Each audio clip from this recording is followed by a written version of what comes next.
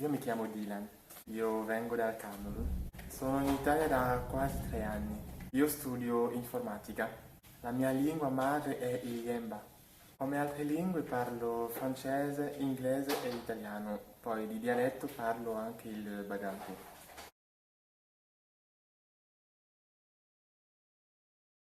Une communauté, d'après moi, c'est un ensemble de personnes qui vivent ensemble, ayant la même langue ou pas.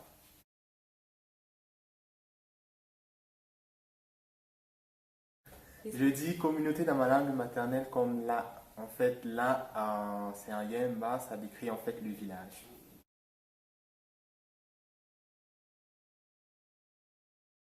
Alors, il existe sans doute d'autres mots pour désigner la communauté, mais moi j'emploie spécialement celui-là.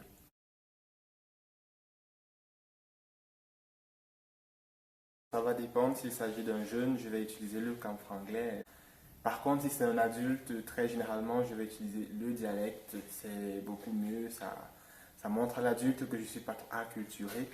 Sinon, si la personne ne comprend pas le dialecte, je vais utiliser tout simplement le français. Si je rencontre un jeune dans la rue pour le saluer, yo, ça dit quoi, tu fais quoi au dé pour lui demander ce qu'il fait de la journée, où est-ce que tu go pour lui demander où il va. Par contre, si je rencontre un adulte, je peux lui dire Matsatipa. Par exemple, ça c'est un dialecte pour lui dire bonsoir papa. Ou je vais tout simplement utiliser le français bonsoir, tout simplement. À ceux qui sont à l'extérieur, je vais être beaucoup plus formel, je vais tout simplement utiliser le français.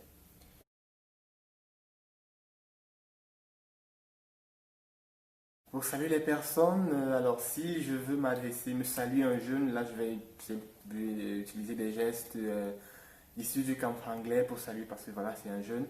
Par contre, s'il s'agit d'un adulte, il n'y a pas de geste. Je vais saluer enfin, oralement et attendre que la personne me tende la main pour me saluer.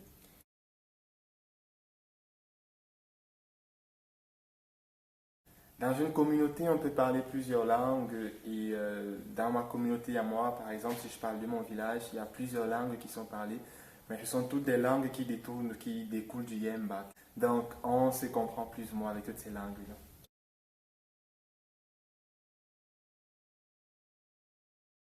Alors, il n'y a vraiment pas de langue qui est spécialement utilisée pour accueillir une personne. Ça va dépendre de la localité où on se trouve. On va sans doute utiliser le dialecte de la communauté où on se trouve. Ça, c'est surtout pour que la personne se sente beaucoup plus en sécurité, beaucoup plus intégrée à la communauté.